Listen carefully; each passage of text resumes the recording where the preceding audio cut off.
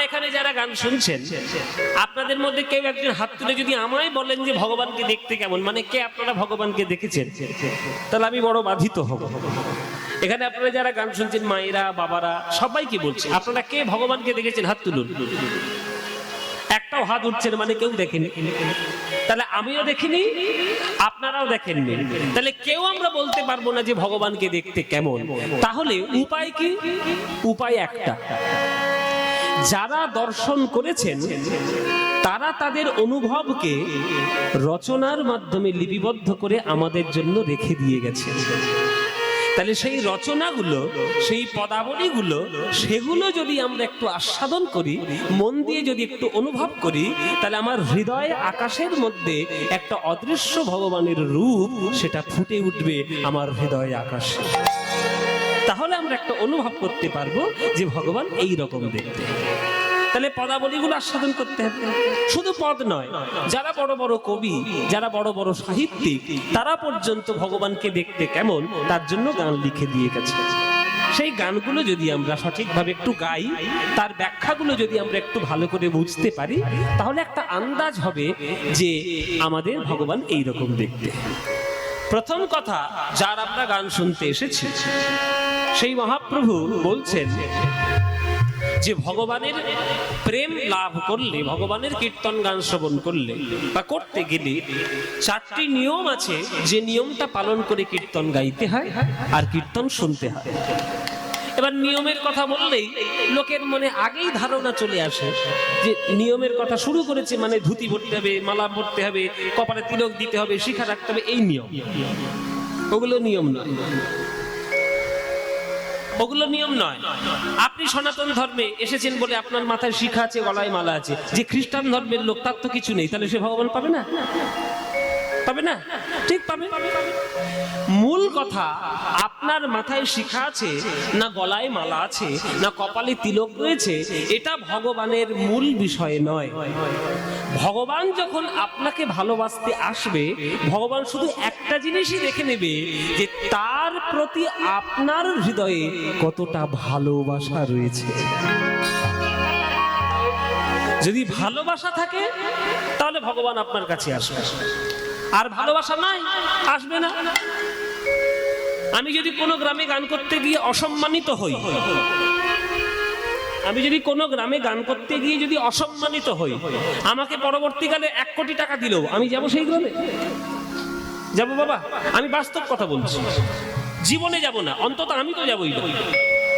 টাকার লোভে অন্য কেউ যেতে পারে, আমি যাবো। আত্মসম্মান রাখা ভালো, আত্ম অহংকার আমি করছি না। তারা যখন আমার বাড়িতে আসবে, আমি আমার আতিথেয়তা তাদের দেখাবো যে তুমি আমাকে অসম্মান করেছিলে, কিন্তু আমি তোমাকে অসম্মান করবো না, কিন্তু তোমার গ্রামে আর যাবো না, গ্রামে আর যাবো না। তাহলে একটা সাধারণ লোকের বাড়িতে যদি আত্মসম্মান হানি হয়, তার বাড়িতে সে কখনো যাবে না। আর ভগবান বিশ্বব্রহ্মাণ্ড চালাচ্ছেন, তিনি তোমাকে সৃষ্টি করেছেন, তুমি তাকে ডাকবে হৃদয়ে অহংকার, হিংসা, ময়লা ভর্তি নিয়ে, সেই ময়লা মন নিয়ে ভগবানকে ডাকলে ভগবান তোমার কাছে আসবে? তুমি হাজার কপালে তিলক দাও, হাজার মালা পরে নাও, হাজার ধুতি পরে ভক্ত হয়ে সেজে বেড়াও, জীবনে আসবে না। ভগবান একটাই জিনিস দেখবে, ধীরে বাজাতে বিষ্ণবে, মূর্খ বাজাতে বিষ্ণায়, উভয়স্তু সমং পুণ্যম ভাবগ্রাহী জনার্দন। আপনি বিষ্ণায় নম বললেন না বিষ্ণবে নম বললেন, ভগবান কোনোদিন দেখবে না। ভগবান শুধু দেখবে যখন বিষ্ণবে নম বলছেন তখন আপনার হৃদয় কেমন, আর বিষ্ণায় নম যখন বলছেন তখন আপনার হৃদয় কেমন। আপনি পণ্ডিত ব্যক্তি, আপনি বিষ্ণবে নম বলছেন, কিন্তু যখন বলছেন আপনার পাণ্ডিত্য বেরিয়ে আসছে, ভক্তি বেরোচ্ছে না, আপনার ভগবান জীবনে ধারে কাছে আসবে না। আর একটা মূর্খ পড়াশোনা শেখেনি, লোকের মুখে শুনেছে যে বিষ্ণায় নম, যেমন কৃষ্ণায় নম তেমন বিষ্ণায় নম, কিন্তু যখন সে বিষ্ণায় নম বলছে, তার চোখের কোণে 2 ফোঁটা জল আছে, হৃদয়ের মধ্যে বুক ভরা ভালোবাসা আছে, ভগবান ছুটে এসে তাকেই জড়িয়ে ধরবে, কেননা সে ভালোবেসেছে ভগবান। ভালোবাসা ছাড়া ভগবানকে পাওয়ার রাস্তা কিছু নেই। আর ভালোবাসা কুড়াতে গেলে, ভালোবাসা ভগবানের প্রতি করতে গেলে আপনার মনটাকে সরল করতে হবে। সরল করুন। জঙ্গলের যে গাছটা বাঁকা বাঁকা গাছ, সে গাছটায় কখনো খাট বিছানা তৈরি হয় না, প্লাইউড তৈরি হয় না, আসবাবপত্র তৈরি হয় না। যেগুলো সোজা সোজা গাছ তার থেকেই হয়। যেগুলো বাঁকা গাছ কেবলমাত্র উনানের মধ্যে জ্বালাতে কাজে লাগে আর চিতার উপরে জ্বলতে কাজে লাগে। আপনি মানুষ হয়ে জন্মগ্রহণ করেছেন, ভগবান আপনাকে সরলতা করতে পাঠিয়েছে, ভগবান সর্বশ্রেষ্ঠ দেহ দিয়ে আপনাকে জগতে পাঠিয়েছে। আপনি সেই দেহটা দিয়ে যদি অপরের ক্ষতি করে যান, শুধু মনের মধ্যে জটিলতা, কুটিলতা, বদমাইশি, নোংরামো ভর্তি করে যান, তাহলে আপনিও শুধু একটাই কাজে লাগবেন, মরে গেলে চিতায় জ্বলতে কাজে লাগবেন। আর মনটা সরল করে সবার প্রতি সমান সম্মান রেখে, সবাইকে ভালোবেসে, সবার প্রতি উপকার করে, হৃদয়কে উদার করে দিয়ে নিজের ভালোবাসাকে সব জায়গায় ছড়িয়ে দিন। দেখবেন জগতে আপনার নাম নিয়ে সবাই প্রণাম করবে, সবাই আপনাকে ভগবানের চরণের সেবার দাস করে দেবে। এইটা করুন, ব্যাস, তাহলেই হয়ে যাবে। তাই মহাপ্রভু বলছেন, তৃণাদপি সুরীচেন তরোদিব সহিষ্ণুনা অমানিনা মানদেন কীর্তনীয় সদা হরি। প্রেম আস্বাদন করতে চাও, তাহলে 4টে নিয়ম পালন করো। ঘাসের থেকে নিচু হও, গাছের মতো সহ্য করো, মান সম্মান, নিজের অহংকার দূর করো, আর সবার চরণে সম্মান দিতে শেখো। এই 4টে নিয়ম, বেশি নিয়ম নয়, মাত্র 4টে। তুমি জিন্সের প্যান্ট পরো, তুমি ধুতি পরো, তুমি যা ইচ্ছা পরো, যা ইচ্ছা করো, কিন্তু এই 4টে নিয়ম যদি ভিতর থেকে করতে ঠিক করে পারো, তাহলে ভগবান তাতেই সন্তুষ্ট, আর কিছু দরকার নেই। এই 4টি নিয়ম পালন করতে গেলে কত কষ্ট করতে হয় তার প্রমাণ চোখের সামনে ছিল। তার নাম হরিদাস ঠাকুর। হরিদাস ঠাকুর একটা মুসলমানের ছেলে হয়ে সে হরিনাম করেছিল বলে তৎকালীন সমাজ ব্যবস্থা অনুযায়ী তাকে 22টা বাজারে গিয়ে বেত্রাঘাত সহ্য করতে হয়েছে। তবুও সেই হরিদাস বলেছে, খণ্ড খণ্ড যদি হয় দেহ, যায় মোর প্রাণ, তথাপি না ছাড়িব আমি মধুর কৃষ্ণ। সে তো বলেছে, সে তো করেছে, সে করে দেখিয়েছে বলে বৈষ্ণব জগতে তিনি নামাচার্য হরিদাস হয়েছে। তোমার চারিদিকে সকল সুবিধা রয়েছে, ওই তুমি তো 1% করতে পারছো না। হাতে মোবাইল রয়েছে, দামি টেকনোলজি রয়েছে, সবকিছু রয়েছে, কই করতে তো পারছো না। একটা হরিদাস ঠাকুর হবে? কোনোদিন হবে না। ওই একটাই হরিদাস ঠাকুর হয়েছে যার দেহটা স্বয়ং মহাপ্রভু কোলে করে তুলে নিয়ে গিয়ে সমুদ্রের তীরে নিজে বালি খুঁড়ে সমাধি দিয়ে তার জন্য সারা পুরীতে আঁচল পেতে ভিক্ষা করে বৈষ্ণবদের উৎসব করেছেন। কে করবে? কার জন্য করেছেন? একমাত্র হরিদাস। তুমি তো পাচ্ছ না, সেই ক্ষমতা তোমার মধ্যে নেই। তুমি ঘাসের থেকে নিচুও হতে পারছো না, তুমি তোমার অহংকার ত্যাগ করতে পারছো না, তোমার মধ্যে ধৈর্য কিছু নাই, আর তোমার মধ্যে সম্মান প্রদান করার স্বভাব নাই। তুমি কি করে পারবে? তাই তুমি হরিদাস হবে না। শুধু কীর্তন শুনলে হবে না মায়েরা, কীর্তনটা শুনে গিয়ে বাড়িতে গিয়ে সেটা আচরণ করা উচিত। আমি সবার ক্ষেত্রে বলছি, শুধু দর্শকদের দোহাই দিলে হবে না, গায়কদেরও একই কথা। আমি কীর্তন গাইছি, আমার ক্ষেত্রেও একইভাবে প্রযোজ্য হবে। ভক্তি জগতের সংবিধানে কারোর জন্য কোনো সুবিধা নেই, সবার জন্য এক নিয়ম।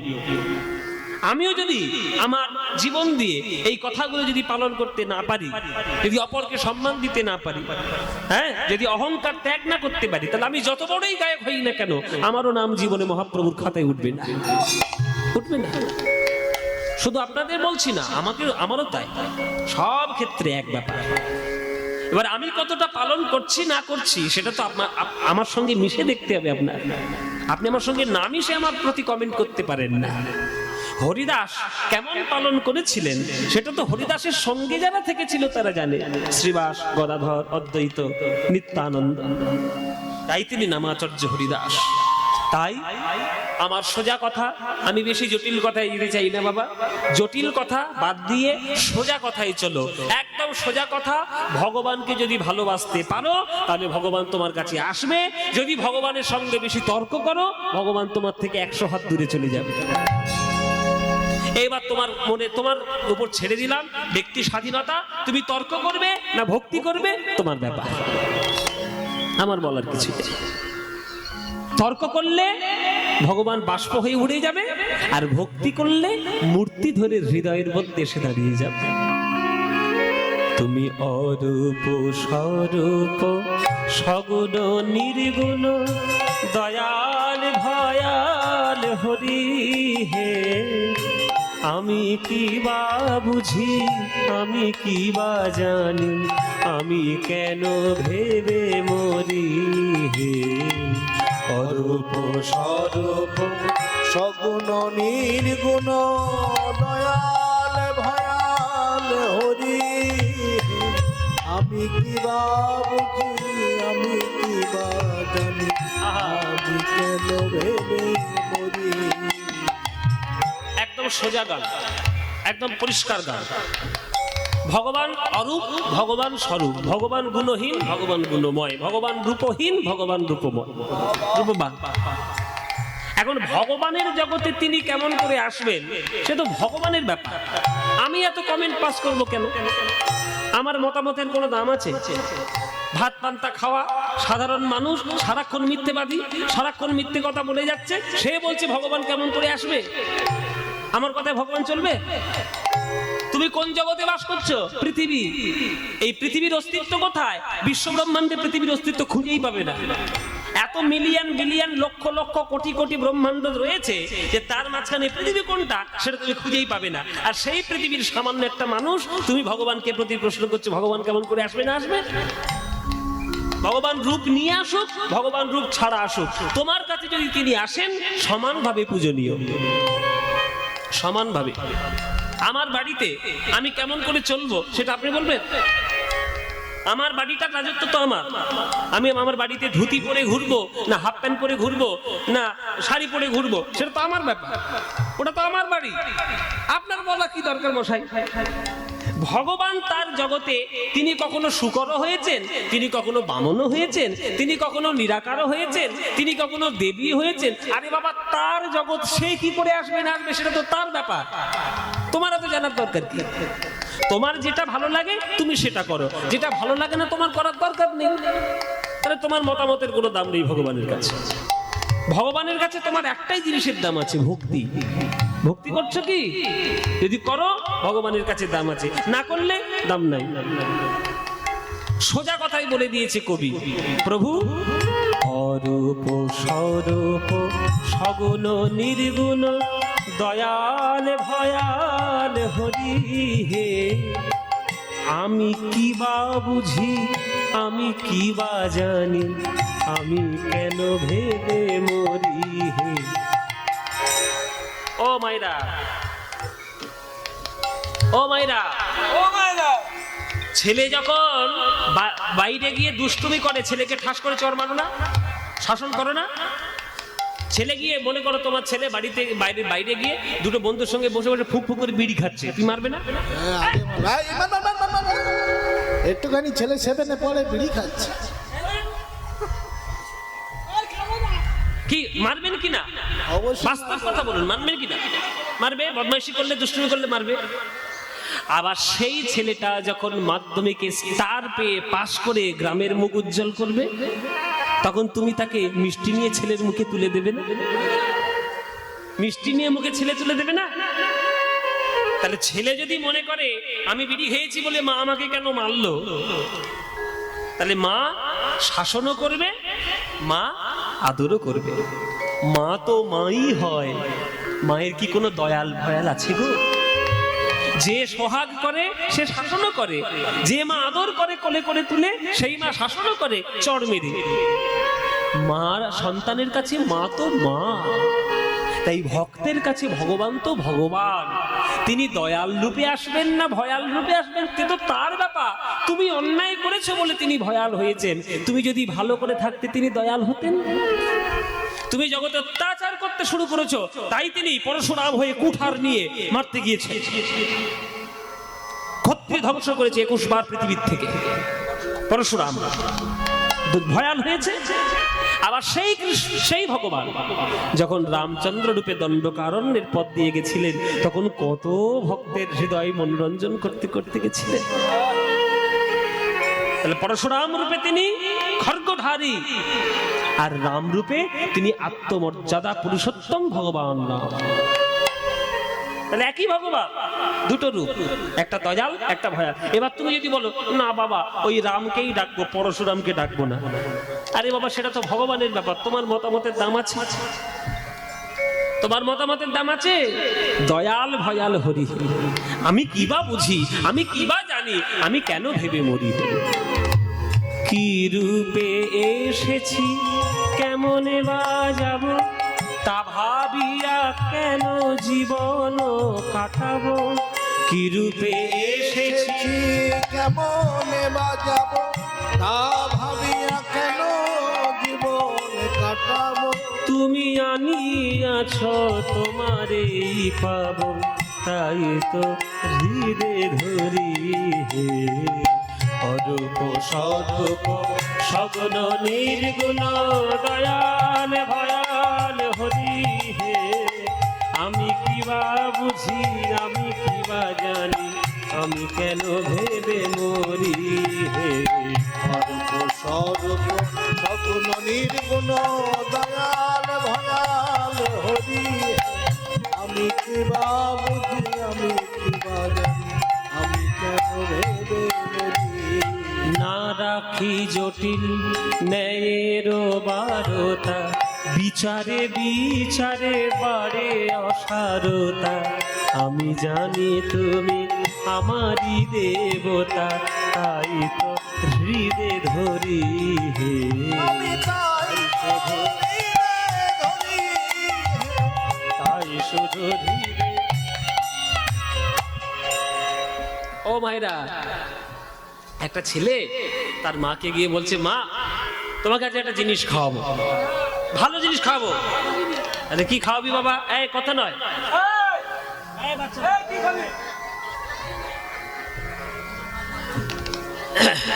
বলে ভালো জিনিস খাওয়াবো। বলে কি খাওয়াবি বাবা? বলে ঘর থেকে একটা কাঁটারি বের করেছে, দা বের করে বলছে আজকে তোমার ভালো জিনিস খাওয়াচ্ছে। মা তো ভয় পেয়েছিল, দাদি কি কেটে খাবি নাকি বাবা? বলে না না আমি যাচ্ছি ঘরের পিছনে। ঘরের পিছনে গিয়ে দুমদাম করে আওয়াজ করছে। মা মনে মনে ভাবছে ঘর দর ভাঙছি নাকি রে বাবা, পাগল টাগল হয়ে গেল নাকি? ঘরের পিছনে গিয়ে দেখছে এই যে বাঁশ, এই যে বাঁশ গাছ, এই বাঁশ গাছের মোটা মোটা কঞ্চি কাটছে কচকচ করে। মা বলছে কি রে তুই কঞ্চি কাটছিস কেন?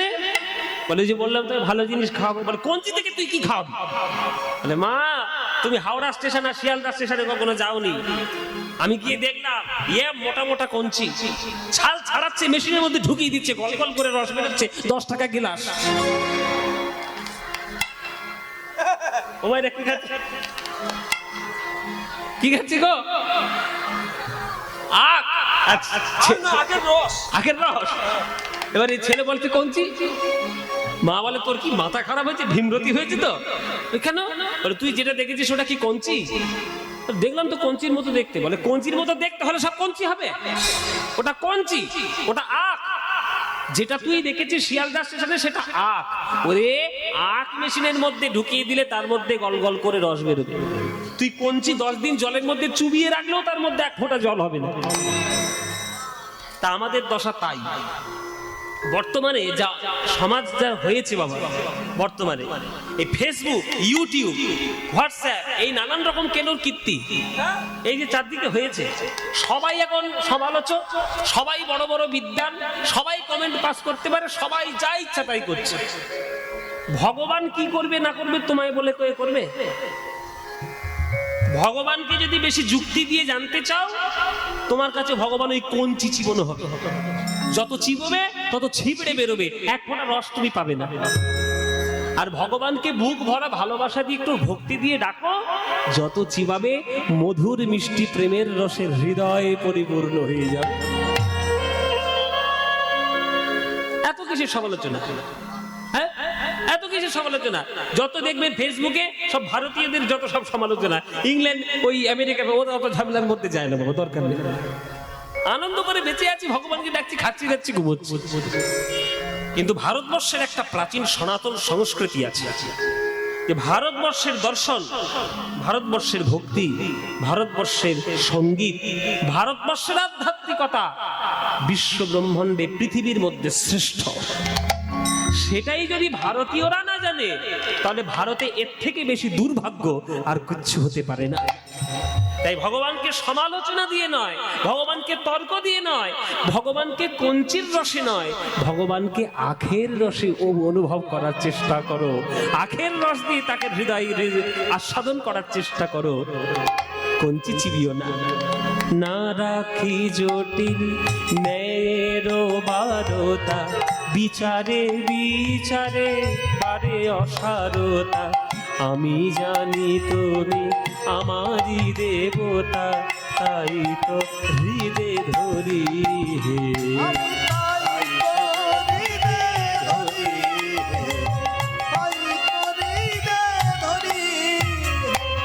তাই বলে ডাকি প্রাণ যাহা চায়, ডাকিতে ডাকিতে জীবন জুড়ায়। তাই বলে ডাকি প্রাণ যাহা চায়, ডাকিতে ডাকিতে জীবন জুড়ায়। শীতকালে দেখবেন সাইবেরিয়া থেকে পাখিগুলো উড়ে এসে আমাদের দেশের হ্রদের উপরে বসে। আমেরিকা থেকে যদি একটা সাইবেরিয়ার থেকে যদি একটা পাখি বিদেশ থেকে উড়ে আমাদের দেশে বসে, তার কোনো পাসপোর্ট ভিসা লাগে? লাগে বাবা? ভিসা করতে হবে, পাসপোর্ট করতে হবে, ইমিগ্রেশন করতে হবে, লাগে? তার ইচ্ছা মতো সে খুশি মনে আকাশে উড়ে চলে আসছে, ইচ্ছা মতো আকাশে উড়ে চলে আসছে। তার কোনো লাইসেন্স নাই, তার কোনো পাসপোর্ট নাই, ভিসা নাই, কিচ্ছু নাই। কিন্তু একটা মানুষ যদি আমেরিকায় যায়, তার 14 গোষ্ঠীর খবর সব নিয়ে নেবে আমেরিকার সরকার। তোমার বাপকে, তোমার ঠাকুরদাকে, জমি কোথায়, ক টাকা মাইনে পাও, আমাদের দেশে এসে থেকে যাবে না তো, দূর হয়ে চলে যাবে তো, কত রকম হিসেব। ভগবানের জগৎ হচ্ছে ফ্রি জগৎ, পাখির মতো। আপনার ভগবানের জগতে, ভক্তির জগতে যাকে ইচ্ছা আপনি ডাকুন, তর্ক করার জায়গা না। আর যারা জেনে ডাকবেন, আপনি কালীকে ডাকছেন বলে, মনে করুন কোন কৃষ্ণ ভক্ত আপনাকে বলছে, এই তুই কালীকে ঠাকুরকে ডাকিস কেন, তুই বৈষ্ণব? জানবে সে ধান্দাবাজ, নিজের দলটা বাড়ানোর জন্য ওই ঝামেলাগুলো তৈরি করেছে। আমি যেমন বৈষ্ণব ধর্মে দীক্ষিত হয়েছি, আমি সমাজবাড়ি পাটবাড়ি আশ্রম থেকে আমি দীক্ষিত। আমি কালী পুজোও করি, আমি শিব ঠাকুরকেও ডাকি, আমি আমার নিতাই চাঁদকে ভালোবাসি, আমি লোকনাথ বাবার ভক্ত, আর অনুকূল ঠাকুর তো আমার জন্মের ভক্ত, জন্মের ঠাকুর। তাহলে কই, আমি তো কখনো ডিফারেন্স দেখতে পাই না। আমি তো সকল ভগবানের মাঝে শুধুমাত্র একটাই দেখতে পেয়েছি, সকল অবতার, সকল ভগবান একটাই কথা বলেছে, জগতের মধ্যে প্রেম প্রচার করো।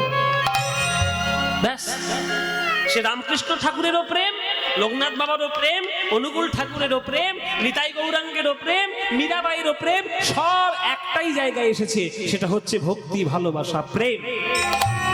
তুমি সেইগুলো না করে ওই বাইরের জঞ্জালগুলোকে নিয়ে ঘটার চেষ্টা করছো, তাহলে তুমি ভগবানকে কি করে পাবে? তাই আমার যার খুশি আমি তাকে ডাকবো, কারোর কোনো বাধা দেওয়ার ক্ষমতা নাই।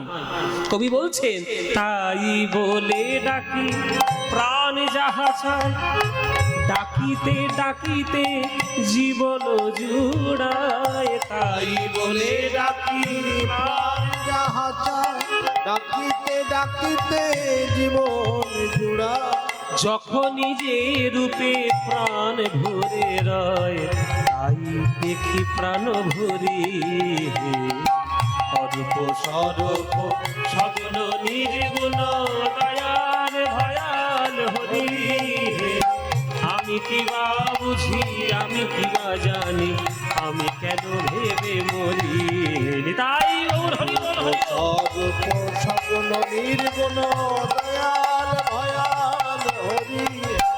আমি কিবা বুঝি, আমি কিবা জানি, আমি কেন ভেবে মরি।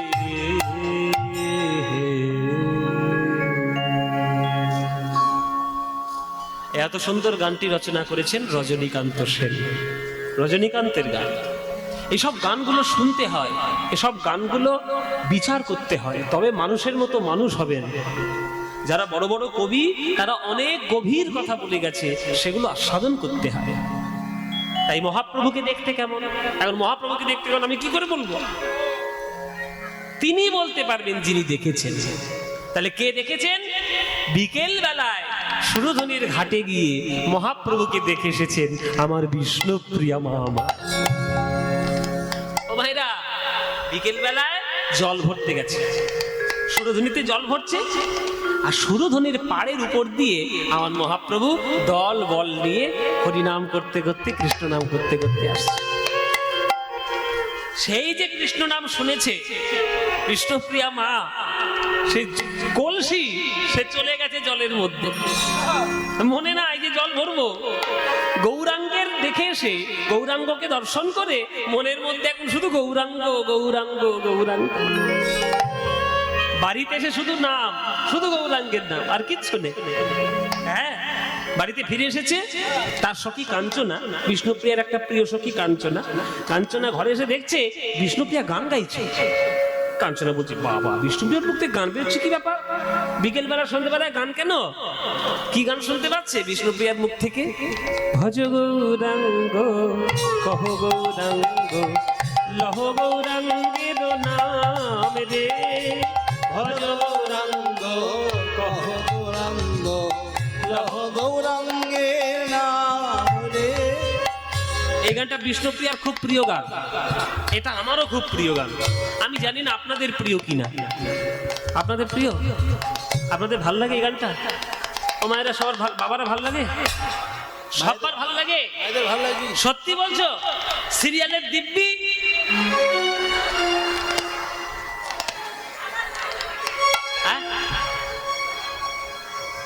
ভাল লাগে তো? মায়েরা বলছে, বাবা সিরিয়ালের দিব্যিটা দিলে কেন? আজকের এখানে সন্ধ্যাবেলা কীর্তন হচ্ছে, বাকি দিন তো ঘরের মধ্যে সিরিয়াল দেখে গেছে। অনুরাগের ছোঁয়া,